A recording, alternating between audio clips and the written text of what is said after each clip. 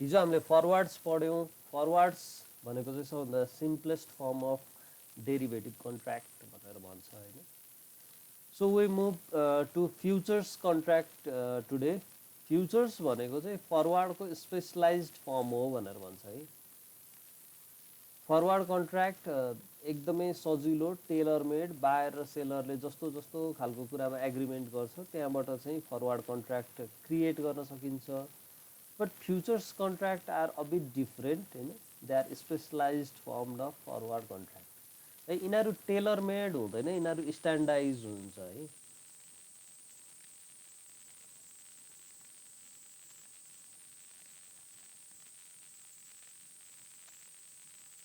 अब यो भनेको के त स्ट्यान्डार्डाइज कन्ट्र्याक्ट भनेको के भनेको अब बायर र सेलरको बायर र सेलरलाई आफूले मन लागे अनुसार यो कन्ट्र्याक्टलाई चाहिँ चेन्ज गर्न पाउँदैन यो एउटा फर्मेटमा आउँछ हैन त्यो फर्मेटको कन्ट्र्याक्ट मात्रै ट्रेडेबल हुन्छ जस्तो इक्जाम्पल I लिएर के प्रब्लम छ तो यहाँ पर अलाउ के भन्नु सरी मैले बुझिनँ कसैले केही भन्यो केही प्रब्लम छ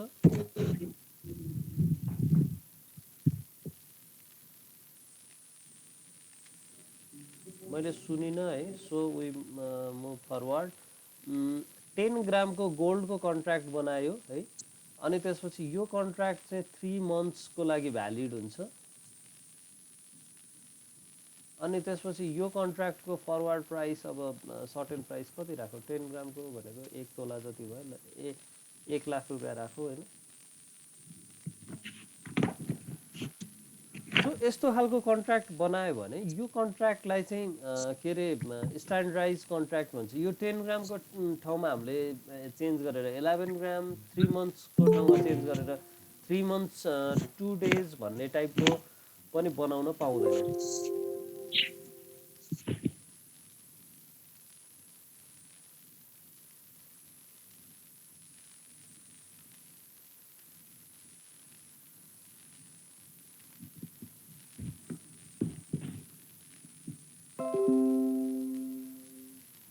यो तिमीहरू अर्को आइडीबाट आउने बित्तिकै म यहाँ प्रेजेन्टेसनबाट बाहिर गएर एडमिट गरिराख्नुपर्छ हैन त्यो भएर त्यो आफ्नो के अरे कलेजकै आइडीबाट आउने गर है सो अनि यो फरवर्ड कन्ट्र्याक्ट चाहिँ है अब कहाँ हुन्छ भन्दाखेरि फ्युचर्स सरी म फ्युचर्समा छु है फ्युचर्स एक्सचेन्जमा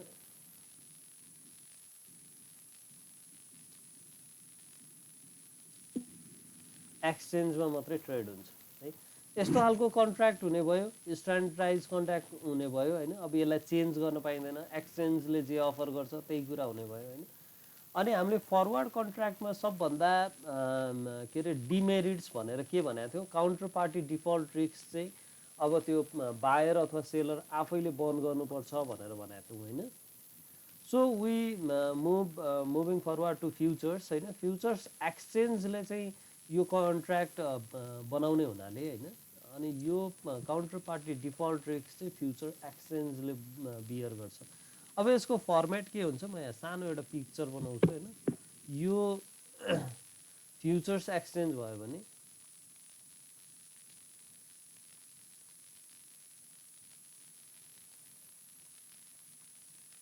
एक्सचेन्ज भयो अनि यहाँनिर चाहिँ अब सेलर छ हैन यहाँनिर चाहिँ बायर छ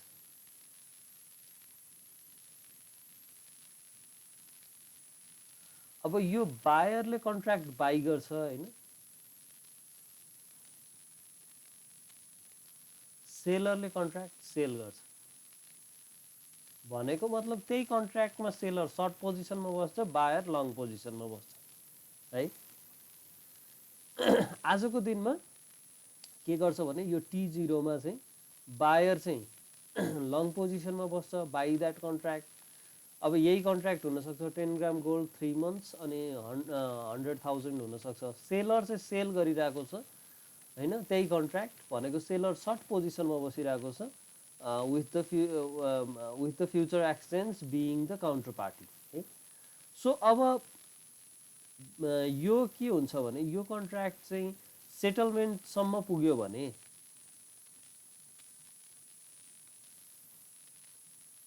सेटलमेन्ट डे सम्म पुग्यो भने चाहिँ के हुन्छ भने यो बायरले के गर्नु पर्यो, buyer have to pay money. अब यो मैले यहाँनिर सेटलमेन्ट डे भने माथिको चाहिँ T0 भयो होइन, पे मनी भयो होइन बायरले। अनि त्यसपछि त्यो फ्युचर्स एक्सचेन्जलाई तिर्छ। यो खास फ्युचर्स एक्सचेन्ज भन्दा पनि यहाँनिर फेरि अर्को वेयर हाउसहरूले यो काम गर्छ होइन।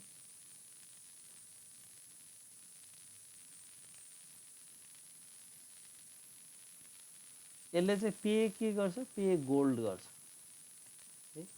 अब उसले त गोल्डमा सर्ट पोजिसन बस्यो भने त सेलर हो होइन, यहाँनिर बायर छ।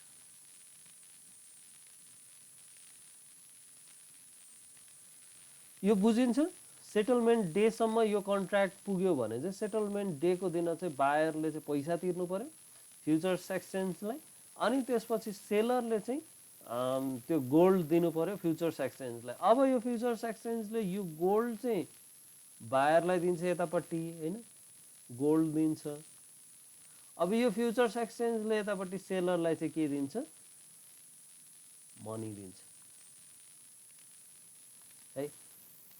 यसरी यो कन्ट्र्याक्ट चाहिँ एक्जिक्युसन हुन्छ। यो कन्ट्र्याक्टमा हिजोको फरवर्ड कन्ट्र्याक्टमा प्रब्लम के थियो भन्दाखेरि यो बिचमा फ्युचर्स एक्सचेन्ज थिएन है। बायरले सिधै सेलरलाई गोल्ड दिइरहेको थियो, बायरले सिधै सेलरलाई मनी दिइरहेको थियो, सेलरले बायरलाई चाहिँ गोल्ड दिइरहेको थियो होइन। अब यहाँनिर बिचमा चाहिँ आज कन्ट्र्याक्ट गरेछ, 3 महिना पछाडि चाहिँ सेलरले गोल्ड डेलिभर गर्न नसक्ने हो कि भनेर काउन्टर पार्टी जुन डिफल्ट रिस्कको चान्सेस थियो त्यो एक्सपोज चाहिँ बायर आफै या सेलर आफै, सेलरले पनि बायरले पैसा तिर्न नसक्ने हो कि भन्ने रिस्क हुन्छ। त्यो बायर र सेलर आफै चाहिँ त्यो उसमा चाहिँ त्यो रिस्क चाहिँ बोकेर बसेको थियो। तर आजको दिनमा चाहिँ बिचमा फ्युचर्स एक्सचेन्ज ल्याएर आयो। फ्युचर्स एक्सचेन्ज ल्याइसकेपछि के भयो, काउन्टर पार्टी चाहिँ फ्युचर्स एक्सचेन्ज भयो है। अब त के हुन्छ भने तिमी बायर हो भने कसले तिमीलाई चाहिँ गोल्ड बेचिरहेछ भन्ने पनि थाहा हुँदैन है। बायर, यसको अर्को पोइन्ट भनेको buyer and seller do not know each other हो।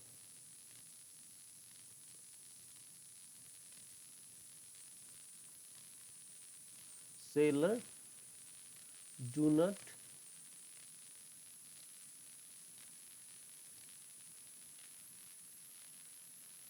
नो इच अदर, यो अर्को पोइन्ट हो है फ्युचर्स कन्ट्र्याक्टको। सो यो कन्ट्र्याक्ट चाहिँ अब के हुन्छ, फ्युचर्स एक्सचेन्जले बेच्ने भइसकेपछि जे पाए त्यही बेच्न पाएन। हामी त एउटा स्ट्यान्डर्ड चिज बेचिरहेछौँ, प्याकेटमा प्याकेजिङ गरेको चिज पसलले बेच्या भने जस्तै हो, एउटा डिजाइन गरेको प्रोडक्ट बेचिरहेछौँ भनेर फ्युचर्स एक्सचेन्जले भन्छ है। अब त्यही फ्युचर्स एक्सचेन्जले बायरलाई चाहिँ त्यही कुरा एकै टाइममा चाहिँ के अरे लङ पोजिसन बस्न दिइरहेछ, सेलरलाई चाहिँ सर्ट पोजिसन बस्न दिइरहेछ। यो कसरी यो चाहिँ यसले वर्कआउट गर्छ भन्दाखेरि हामीले हिजोको दिनमा इक्विटी एक्सचेन्ज है, यहाँनिर एक्सचेन्ज भनेर स्टक एक्सचेन्ज भनेर पढिरहेको थियौँ नि। स्टक एक्सचेन्ज भनेको त इक्विटी एक्सचेन्ज हो। इक्विटी एक्सचेन्जमा के हुन्छ भने इक्विटी एक्सचेन्जको एउटा फिचर्समा के हुन्थ्यो भने there are large number of buyer and seller coming together भनेर भन्थ्यो नि। अब यो फ्युचर्स एक्सचेन्जमा पनि त्यही हो, there are large number of buyer and seller coming together. कसैले त्यही चिज किन्न खोजिरहेछ होइन, कसैले त्यही चिज किन्दाखेरि प्रफिट हुन्छ भन्ने देखिरहेछ, कसैले त्यही चिज बेच्दाखेरि प्रफिट हुन्छ भन्ने देखिरहेछ है।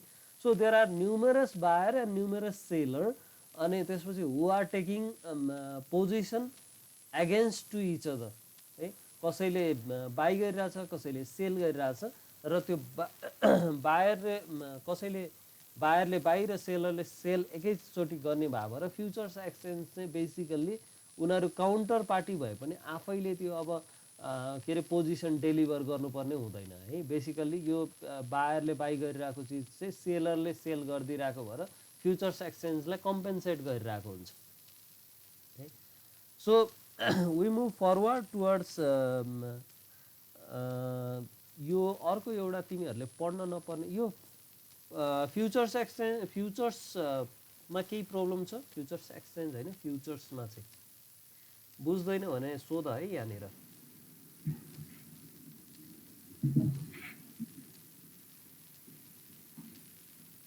कसैले केही सोध्न लागेको हो?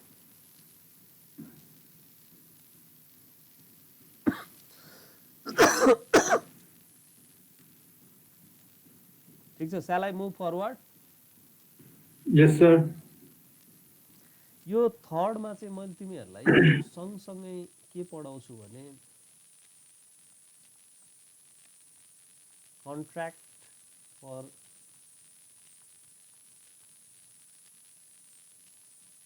डिफरेन्स, यसको नाम CFD हो। यो चाहिँ हाम्रो कोर्समा बेसिकली यो च्याप्टरमा मात्रै, अब यो च्याप्टरमा पनि नाम तोकेरै चाहिँ छैन, तर टाइप्स अफ डेरिभेटिभ्स भने भन यसलाई यो पनि मैले कभर गर्न खोजेको। यो हामीले पछाडि डिटेलमा चाहिँ पढ्दैनौँ, जति पढ्छौँ अहिले नै पढ्छौँ है त। हामी फरवर्ड कन्ट्र्याक्टमा अगाडिको यो कन्ट्र्याक्टमा यहाँनिर हेऱ्यौँ सेटलमेन्ट डेसम्म पुग्यौँ है। सेटलमेन्ट डेमा चाहिँ यहाँनिर सेटलमेन्ट हुन्छ भन्ने कुरा गऱ्यौँ होइन। अब यो कन्ट्र्याक्ट फर डिफ्रेन्सिएसनमा चाहिँ के हुन्छ भने यहाँनिर मैले पिक्चरै बनाएँ होइन। यो अब फ्युचर्स एक्सचेन्ज भने पनि भयो, बेसिकली फ्युचर्स जस्तै नै काम गर्ने हो। यसलाई मैले एक्सचेन्ज भने, अनि यहाँनिर बायर नराखौँ, सेलरै राखौँ, सेलर हुन्छ होइन। अनि यो चाहिँ यसले चाहिँ सेल गरिरहेको, यता चाहिँ बायर हुन्छ है। अब T0 मा यिनीहरूले गर्ने काम भनेको के हो भने एउटाले कन्ट्र्याक्ट बाई गरिरहेछ, एउटाले कन्ट्र्याक्ट सेल गरिरहेछ है। अब कन्ट्र्याक्ट कस्तो छ भन्दा स्ट्यान्डर्डाइज कन्ट्र्याक्टै हुने भयो होइन। अब यो चाहिँ मैले मानिलिउँ 10 ग्राम गोल्ड भने, अनि यो चाहिँ 6 मन्थ कन्ट्र्याक्ट भने होइन। अनि प्राइस चाहिँ के भने 1,05,000 भने है। अब यो बायरले के कस्तो एक्सपेक्टेसनमा बाई गर्ने हो, यो गोल्ड प्राइस बढ्छ भन्ने एक्सपेक्टेसनमा हो। सेलरले के हो, प्राइस चाहिँ घट्छ भन्ने एक्सपेक्टेसनमा हो होइन। के अरे यो सर्ट पोजिसन त घट्छ भन्ने एक्सपेक्टेसनमा गर्ने हो नि होइन। हो सर। ल ठिक छ। त्यस पछाडि यो के अरे CFDमा चाहिँ के हुन्छ भने रियल एसेट सेटलमेन्ट चाहिँ हुँदैन है। रियल एसेट सेटलमेन्ट हुँदैन। तिमीले यो कन्ट्र्याक्टबाट बिचैमा वाकआउट गर्न पनि सक्छौ। भनेको तिमी बायर थियौ, भोलिको अब 10 दिन पछाडि तिमीले चाहिँ अर्को ठ्याक्कै यही कन्ट्र्याक्ट चाहिँ सर्ट पोजिसन लिइदिन सक्छौ होइन। 10 दिन पछाडि भनेपछि एउटा प्लस एउटा माइनस इक्वल्स टु 0 हुन्छ भन्ने हो होइन, वाकआउट गरिदिने भनेको चाहिँ। तर तिमी सेटलमेन्ट डेसम्म पुग्यौ, मानिलिउ 6 मन्थ भनेको छ नि होइन, सेटलमेन्ट डे। सेटलमेन्ट डेसम्म पुग्यौ भने यो सेटलमेन्ट डेमा चाहिँ तिमीले के गर्छौ भने यहाँनिर त एक्सचेन्ज भइहाल्यो होइन। अब सेटल यो दिन हाम्रो T0 के अरे T0 हो होइन। यो दिन सर्टेन प्राइस थियो गोल्डको। अब यो फेरि को आयो यतिखेर,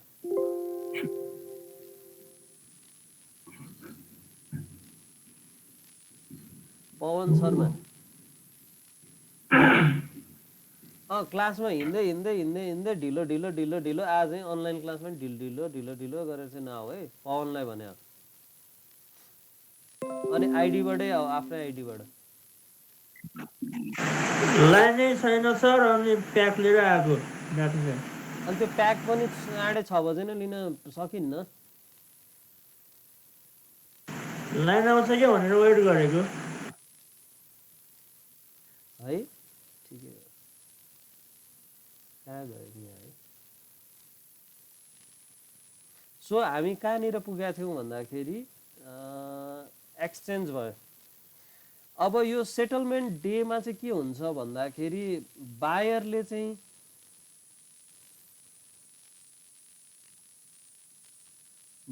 के गर्नु पर्थ्यो, क्यास तिर्नु पर्थ्यो होइन। कति क्यास तिर्नु पर्थ्यो होला ल भन त।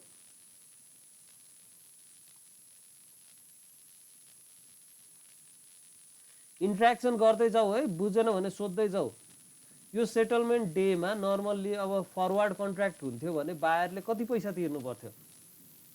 10,05,000। 1,05,000 हो, यो 10 लाख होइन है।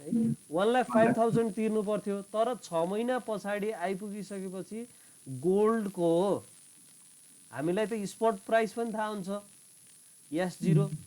S0 भनेको यो S0 एट 6 मन्थमा हो। 6 महिना पिरियड पछाडि गोल्डको त्यो दिनको स्पोर्ट प्राइस भनेको करेन्ट प्राइस है, त्यो चलिरहेको अहिले भर्खरै किन्छु भन्यो भने प्राइस थाहा हुन्छ। अब यो त 6 महिना अगाडि गरेको प्राइस हो, प्राइस एजम्सन हो यो 6 महिना अगाडि हैन। अब रियल प्राइस त चेन्ज हुनसक्छ। ल मानिलिउँ गोल्डको प्राइस चाहिँ 1,15,000 पुग्यो हैन। यो कुरा बुझ्छ कि बुझ्दैन तिमीहरूले? यो कन्ट्र्याक्टमा चाहिँ के भनेको थियो, 6 महिना अगाडि नै 10 ग्राम गोल्ड 6 महिना पछाडि किन्नेले किन्ने हो भने 1,05,000 मा चाहिँ किन्छ, बेच्नेले चाहिँ 1,05,000 मा बेच्छ भनेर एउटा कन्ट्र्याक्ट गरे हो है 6 महिना अगाडि नै।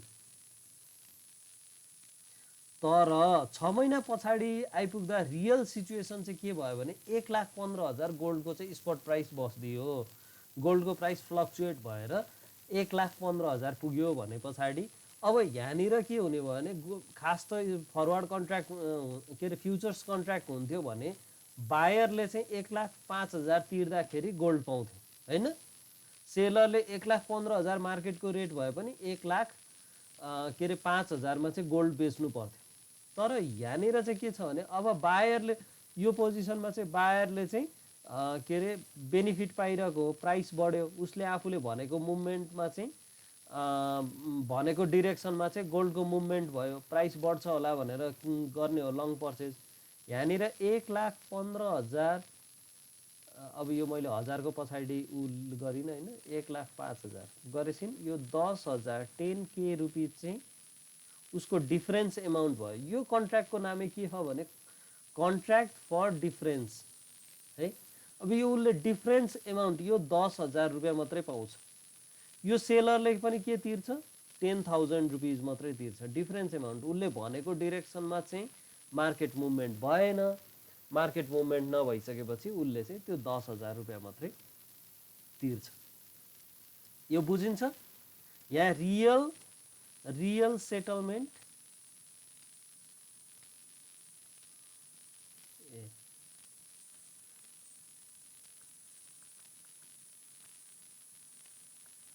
of commodities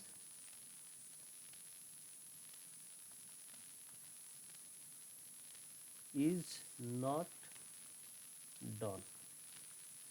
Rather के गर्छ? Rather cash of difference amount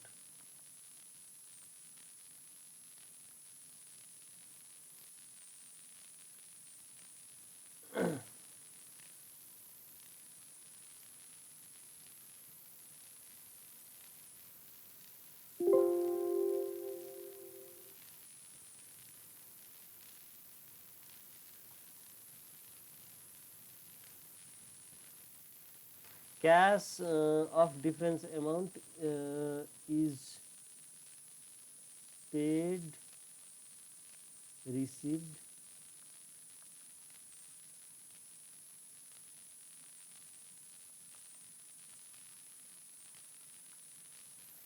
यो क्लियर छ हैन?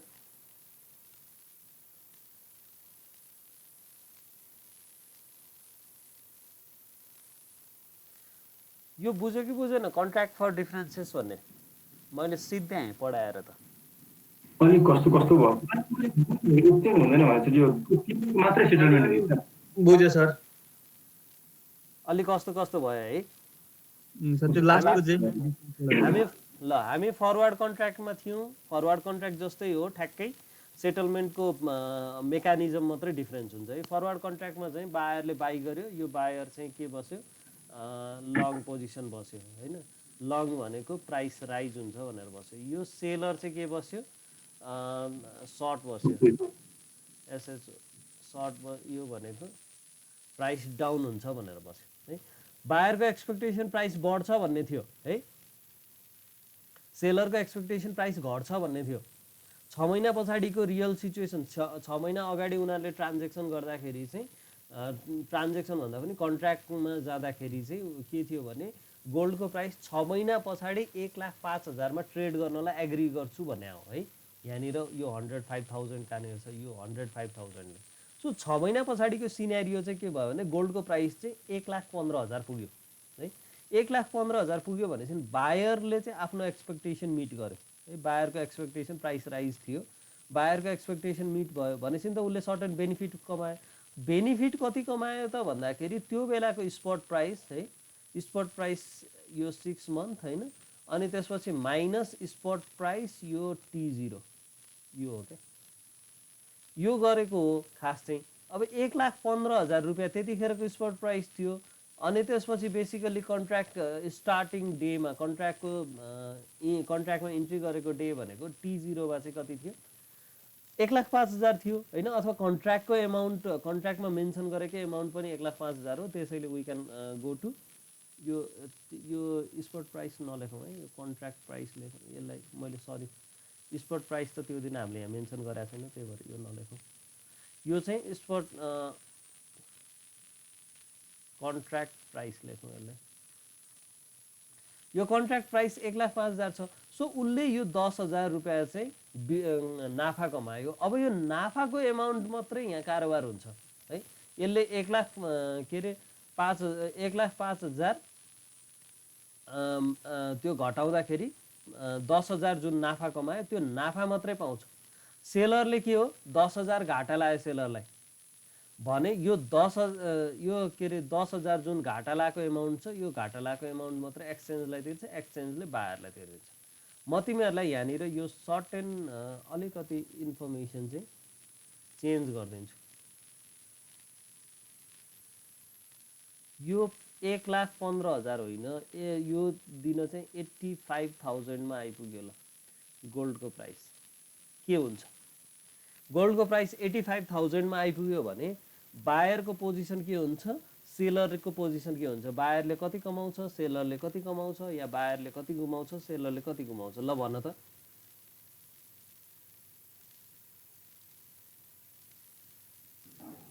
बायरले चाहिँ पे गर्नु पर्यो, बायरले पे गर्नु पर्यो है। बायर किनकि सेलरको एक्सपेक्टेसन मिट भयो हैन, यो दिन प्राइस घट्छ भन्ने एक्सपेक्टेसन हैन। सेलरले कति कमाउने भयो 20,000 हैन। 1,05,000 कन्ट्र्याक्ट प्राइस थियो। कन्ट्र्याक्ट प्राइसमा चाहिँ रियल S0 घटाउँदाखेरि चाहिँ 20,000 रुपियाँ जुन हो। अब यो भनेको चाहिँ यो अहिलेको यो अर्को कन्डिसनमा 20,000 20K चाहिँ सेलरले कमाउने हो। अब यो 20K नै अब यता त हिसाबै गर्नु परेन हैन। यो 20K नै कसले कम्पेन्सेट गर्नुपर्छ भन्दा बायरले कम्पेन्सेट गर्नुपर्छ है। अब बुझ्छ कुरा, अब त बुझ्छ होला है, यो अझै बुझ्दैन। बुझ्यो है रियल। हजुर सर त्यो के भन्छ यो बायरले 10K कमायो हैन, फर्स्ट केसमा अनि त्यो एक्सचेन्ज त हुन्छ है, त्यो हुन्छ है। गोल्ड लिएर त्यो पैसा त दिनुपर्छ नि कि 10K मात्र हो, म त्यो बुझेन कि। सुन न, गोल्डको मैले यहाँनिर यो लास्टमा लेखेको देखाएको छ, real settlement of commodities is not done. यसमा गोल्ड लिने दिने काम हुँदैन है। Rather cash of difference is paid or received as settlement है। सेटलमेन्ट गर्छ तर गोल्ड रियल एसेट्स अथवा रियल कमोडिटिज चाहिँ लिने दिने काम गर्दैन यसमा है। सो डिफरेन्स एमाउन्ट, यसको नामैले क्लियर छ, कन्ट्र्याक्ट फर डिफरेन्स भनेको त्यो डिफरेन्स एमाउन्ट। आज कन्ट्र्याक्ट गर्यो अनि त्यसपछि तिमीले चाहिँ आज कन्ट्र्याक्ट गरिसके पछाडि चाहिँ सर्टेन डेज पछाडि कन्ट्र्याक्ट म्याच्योर हुन्छ। म्याच्युरिटी डेमा गएर चाहिँ के गर्छौ भने अब सर यो त बेड जस्तो भयो नि हैन। बेड जस्तै जस्तै हुन्छ यो, बेड जस्तै जस्तै भने तिमीले बल्ल बुझ्यौ भन्नेतिर गयो है। तिमीले भने ठिकै हो, बेड जस्तै हो यो। तर यस्तो हो, कस्तो हुन्छ भने अब यो कुन फुटबल टिमले कति गोल गर्छ भन्ने जस्तो चाहिँ भएन हैन। आज पानी पर्छ कि पर्दैन भने जस्तो चाहिँ भएन। टिमले गोल्डको प्राइस बढ्दाखेरि गोल्डको प्राइस बढ्ने त इकोनोमिक रिजनहरू हुन्छ, गोल्डको प्राइस घट्ने पनि देयर आर फाइनेन्सियल कन्डिसन्स हैन। अथवा स्टकको प्राइस, अब तिमीले त यो त स्टकको प्राइसमा पनि गर्न सक्छौ। एभरेस्ट ब्याङ्कको सेयर चाहिँ म 6 महिना पछाडि चाहिँ के अरे आज चाहिँ जतिसुकै होस् हैन, 6 महिना पछाडि चाहिँ 600 रुपियाँमा ट्रेड गर्नलाई रेडी हुन्छु। कति क्वान्टिटी भन्दा 200 युनिट्स भनेर भन्यो। अनि 6 महिना पछाडि चाहिँ 600 रुपियाँमा ट्रेड गर्नलाई एग्री भएको 620 रुपियाँ पुग्यो भन्यो भने त्यो 20 रुपियाँको डिफरेन्स एमाउन्ट मात्रै तिमीले अब बायर हो कि तिमी सेलर हो त्यो अनुसार कम्पेन्सेट गर्छौ त्यो 20 रुपैयाँ मात्रै है फेरि बुझ्छ कुरा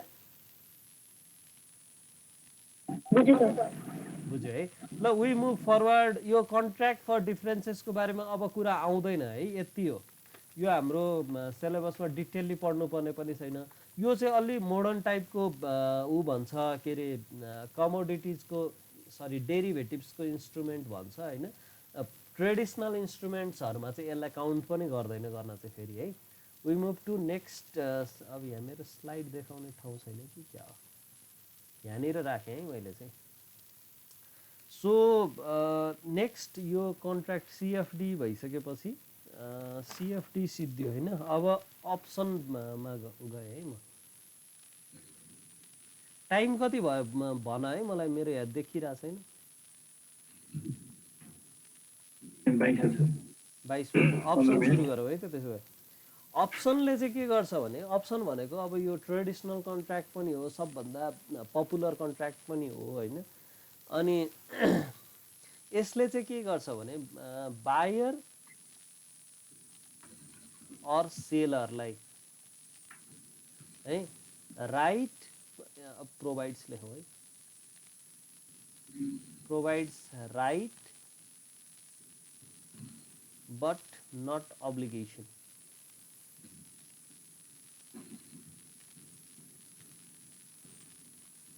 obligation to buy sell the underlying assets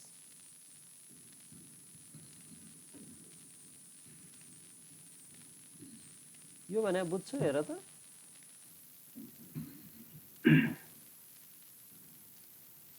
बुझ्छु सर है यसले चाहिँ के गर्यो भने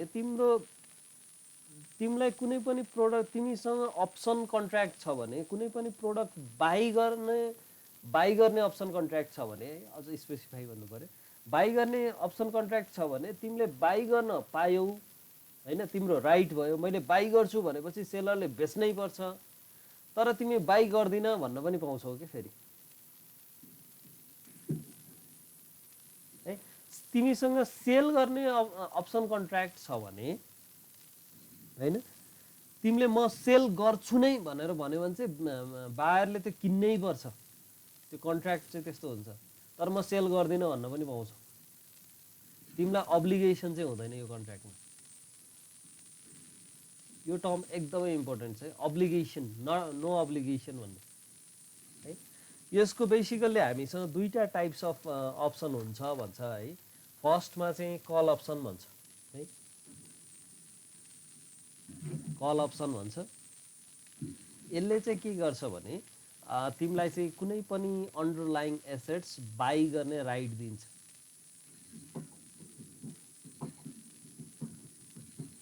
है पुट अप्सन हुन्छ पुट अप्सन भन्यो भने सेल गर्ने राइट दिन्छ है अब अघि भने जस्तो तिमीसँग कुनै पनि प्रोडक्ट बाई गर्ने अप्सन छ भनेर भन्दिनँ मैले अबदेखि कुन तिमीसँग कल अप्सन छ भन्छ तिमीसँग पुट अप्सन छ भन्छ है अबदेखि चाहिँ है तिमीसँग कल अप्सन छ भने तिमीसँग सर्टेन प्रोडक्ट बाई गर्ने राइट छ तर तिमीले बाई गर्दिन म भन्न पनि पाउँछौ तिमीसँग पुट अप्सन छ भने तिमी पुट अप्सन होल्डर हो भने तिमीले चाहिँ के हुन्छ भने त्यो सर्टेन प्रोडक्ट चाहिँ सेल गर्ने राइट हुन्छ तिमीसँग पुट अप्सन होल्डर छ सर्टेन प्रोडक्ट सेल गर्ने राइट हुन्छ तर म सेल गर्दिन भन्न पनि पाउँछु है एउटा इक्जाम्पल दिउँ अलि क्लियर होला दिनु सर तिमीसँग कल अप्सन छ है you have a call option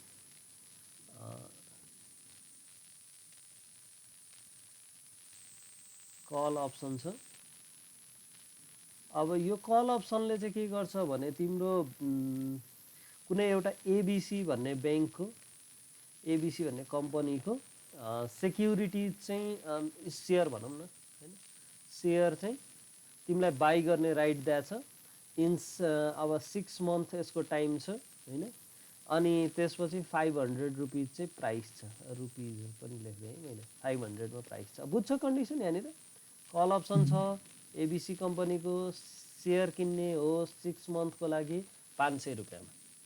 तिमी कल अप्सन होल्डर हो भने तिमीले यो अब तिमी कल अप्सन होल्डर हो भने तिमीलाई यहाँनिर दुईटा सिचुएसन हुन्छ। एउटा चाहिँ प्राइस क्यान बी बिलो 500,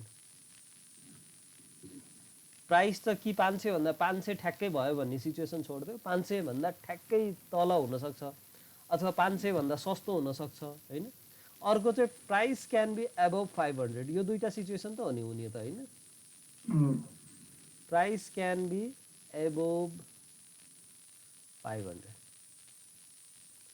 अब तिमी कल अप्सन होल्डर हो भने तिमीले यो कल अप्सन कतिखेर चाहिँ अब तिमीलाई कतिखेर फाइदा होला तिमीलाई यो कल अप्सनबाट? ल सोच त, यसो विचार गर त। अब 500 भयो भने एबोभ 500 भयो भने तिमीलाई फाइदा होला। अरू कोही कसै अरूले पनि भन है।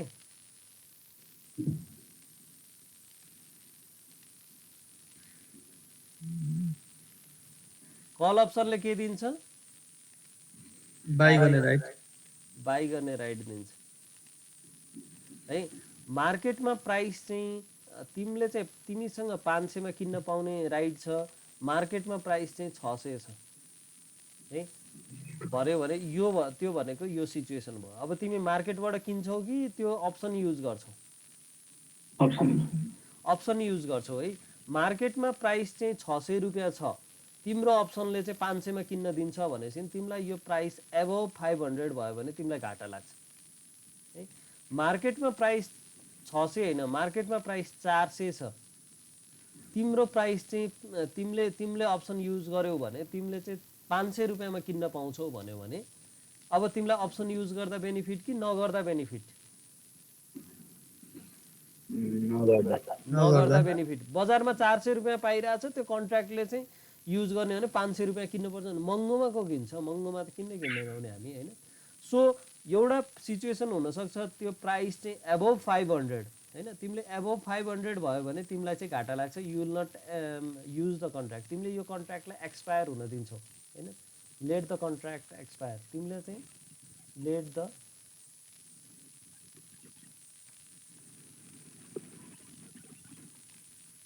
बुझ्छ होइन।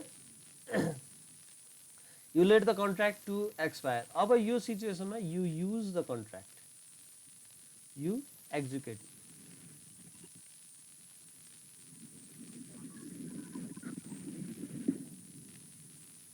क्लियर छ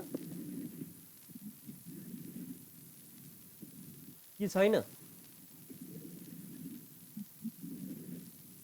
तिमीसँग कल अप्सन थियो, कल अप्सनले चाहिँ के गर्यो भने तिमीले 500 रुपैयाँमा सेयर किन्न पाउँछौ भनेर भनेको थियो होइन। अनि त्यो 500 रुपैयाँमा सेयर किन्न पाउँछौ, तर त्यो कल अप्सनले के गर्दैन? म्यान्डेटरी गर्दैन। त्यो प्राइस चाहिँ बढी भयो भने म किन्दिनँ भनेर बस्न नि पाउँछौ क्या तिमी होइन, अब्लिगेट गर्दैन। त्यही भएर तिमीले चाहिँ यो प्राइस चाहिँ 500 भन्दा तल गयो भने मात्रै यो कन्ट्र्याक्ट चाहिँ एक्जिक्युट गर्छौ है, नत्र कन्ट्र्याक्टलाई चाहिँ के हुन्छ? एक्सपायर हुन दिन्छौ है। अब तिमीसँग कल अप्सनको ठाउँमा मैले के अरे पुट अप्सन थियो भनेर भने पुट अप्सन थियो तिमीसँग, पुट अप्सन, अनि त्यसपछि यो एबिसी कम्पनी सेयर 6 मन्थ 500 रुपैयाँ नै भनेको छ है। अरू सबै कुरा सेम छ भने नि प्राइस क्यान बी एबोभ के अरे बिलो 500 भन्यो भने के गर्छौ? 500 भन्दा तल छ भन्यो भने के गर्छौ तिमीले? कन्ट्र्याक्टलाई एक्सपायर हुन दिन्छौ होइन। अब तिमीले यो कन्ट्र्याक्ट त बेच्नु पर्ने हो होइन। अब सस्तोमा कसले बेच्छ यार होइन। जबकि तिमीले स्टक मार्केटमा गयो भने तिमीले महँगोमा किन्ने मान्छे पाइरहेछ भन्यो भने तिमीले सस्तोमा किन बेच्छौ होइन। So you let the contract to get expire if the price is below 500 अनि प्राइस क्यान बी एबोभ 500 भयो भने तिमीले कन्ट्र्याक्ट चाहिँ एक्जिक्युट गर्छौ। तिम्रो कन्ट्र्याक्टले चाहिँ के भनिरहेछ भने त्यो पुट अप्सनको अर्को काउन्टर पार्टी जुन हुन्छ नि उसले त किन्नै पर्छ नि, तिमीले बेच्छु भनेपछि त फेरि होइन, उसले चाहिँ महँगो भए पनि किन्नै पर्छ।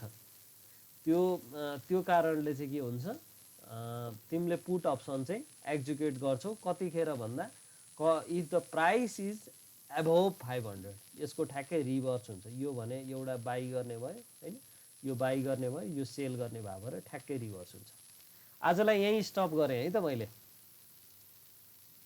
के सर क्वेशन छ एनी क्वेशन यो मैले तिमीहरूको सबै यो लेखेको कुराहरू जति पनि सबै राखिदिइरहेको छु हैन अनि यो च्याप्टर सकेपछि चाहिँ म त्यही अपलोड गरिदिन्छु है